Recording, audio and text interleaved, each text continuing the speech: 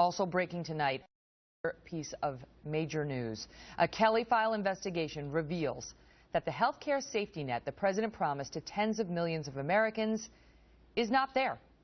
After original reporting by Forbes and research by Fox News, we have learned today that up to 93 million Americans or more could have seen their plans lose their grandfather status.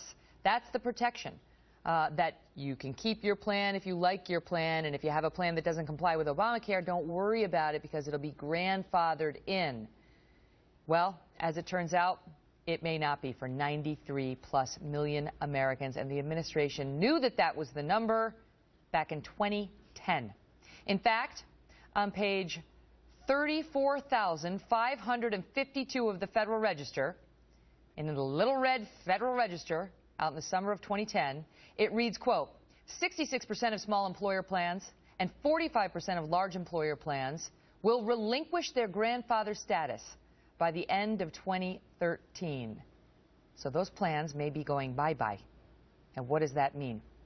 Joining me now, Ovik Roy.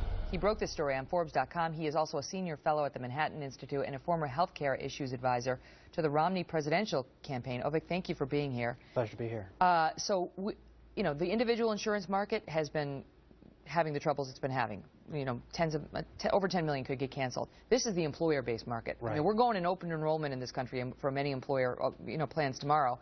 People are wondering what's going to happen to their employer-based plan, and you're telling me that this same smoking gun document, as one of our contributors discussed it, goes on to talk not just about the individual market, but the employer market, and projects what?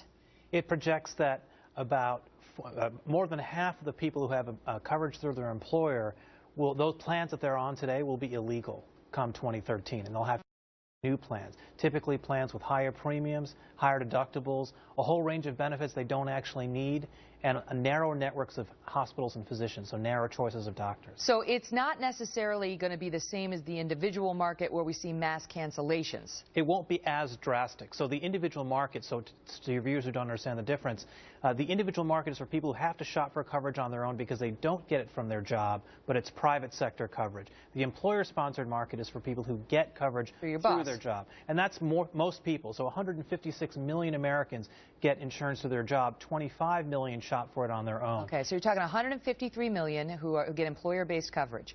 And you're telling me that now the plans that they have, over half of these plans, are not going to be grandfathered in. Right. You're not going to fall under the if you like your plan, you can keep it. You're going to be It's going to be a new ball of wax for these people too. When? When does that start? January 1, 2014. You're going to be forced to have an Obamacare compliant plan, which may not be as amenable to the kind of insurance coverage that you wanted or needed or liked. Now, the employer plans are not required to have all the bells and whistles that the plans in the individual market are. They don't have to have like the maternity coverage necessarily. This is what our brain room is telling me.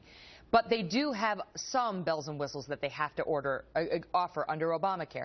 So what does that mean for the employer-insured people? I would characterize it in a different way. Actually, the way it works is in the individual market today, there's a lot more choice, relatively speaking, in terms of how the plan can be designed. The employer-sponsored market is more heavily regulated. And so in the individual market, Obamacare creates this one-size-fits-all regime. So if you're in the individual market today, you're likely to see higher spikes in your premiums because it's less heavily regulated, relatively speaking. Okay. The employer-sponsored market is more heavily regulated, and so the incremental difference won't be as high. So in the employer-sponsored market, premiums might go up by 15–20% more. In the individual market, they might go up 100%, 150% for some people. But what about the promise of you like your plan, you can keep it, and things aren't going to be changing, and the premiums aren't going to go up, and it's going to save you money, so you should enjoy it? I can tell you everyone in the health policy community, left, right, or center, knew that this was a lie. The difference now is that people are getting the cancellation notices. So people can actually, journalists can go and interview people who are getting the cancellation notice. Before, we were just arguing on our blogs and in our academic papers, well, this is going to happen, but it was theoretical. Now it's real. Well, and frankly, a lot of people who have employer-sponsored health care have been sitting back and watching the individual market, people saying, I feel for them, but I'm very glad I'm not one of them. And now what you're telling me is, not so fast, because you may not be safe either. Absolutely, and the administration is trying to claim that the employer-sponsored market is completely unaffected by Obamacare. That's not true. That's not true. So Delta Airlines, to give one example, they've said that their costs are going to increase by $100 million next year relative to 2013. Labor unions are going nuts because their plans are going up to unsustainable levels in terms of cost. So employer-sponsored market is definitely going to be affected, and we're going to see that next year. It's a question about whether that is the next shoe to fall. On the subject of people who are getting cancellations who weren't expecting them from plans they liked, not these, quote, lousy plans that we heard about last night from Frank Pallone. We have that next. Thank you so much, Ovek. We appreciate it. Sure.